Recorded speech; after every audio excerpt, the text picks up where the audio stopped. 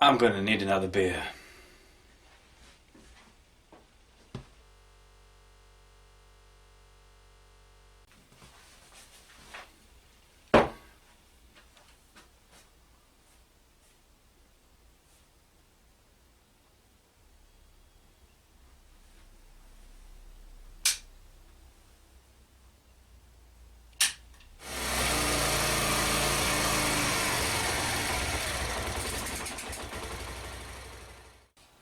Nah, I'm only fucking with you. I'll tell you what was wrong with it. Ready? This little thing. CDI box.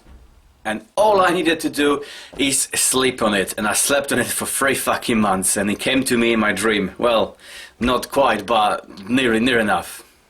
As you remember, I replaced the original CDI with a different CDI. It was a second-hand CDI, but it was CDI for a TU250.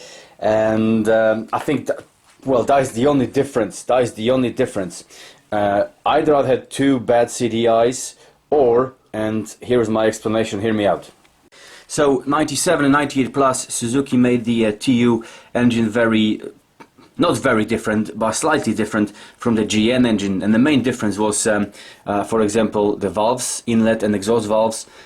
This model has 2 on the intake, 2 on the exhaust side, where the later model had a single valve back in the front of the engine. There are some other minor differences in the engine. Physically it looks near enough identical, but internal components have changed.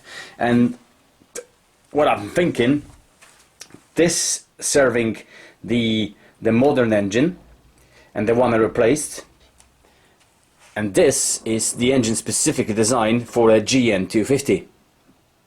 Well, my way of thinking, this CDI unit and the other one I replaced also for the TU250. Mind you, I was very specific. I ordered one for the TU250, as it is a TU250. And it's stated, you know, 1991 till 1998. It wasn't the case.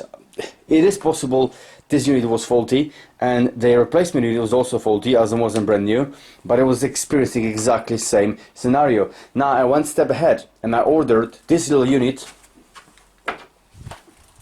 for the GN250, which again, engine for the GN250 is unchanged until now, I believe, and that is exactly the same engine. Exactly identical same engine. If I take a manual and I take the engine apart, rip it to pieces, I can follow the manual for the GN250 and it will show me exactly what's in that engine. There are no differences on that engine. So as a last resort, I ordered a CDI box for the GN250 as opposed to the TU250. Plug and play, works a treat. Guys, we got there in the end. That was all it took, you know, to replace that thing. And this is the difference between a professional and an idiot. Professional would probably got it sorted out and diagnosed within 45 hours with a break for a cup of tea or a beer, beverage of his choice. It took me just over 3 months.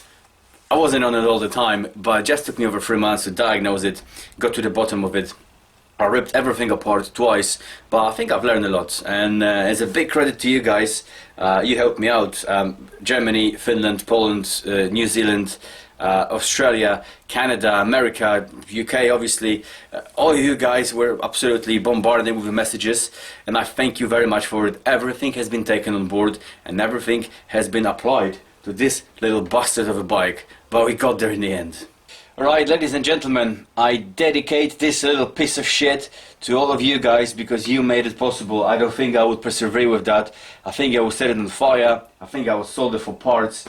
I think I would bury it in my back garden just not to look at it. But because you were supporting me in great force, I persevered and I bought the parts. It cost me £26.50, I think, delivered. And this little bad boy is back on the road. So hopefully next time you'll see it, you'll be ready for the MOT. But that is a story for another episode. Guys, as always, thank you very much for watching. Have a beer or car and we'll see you very soon.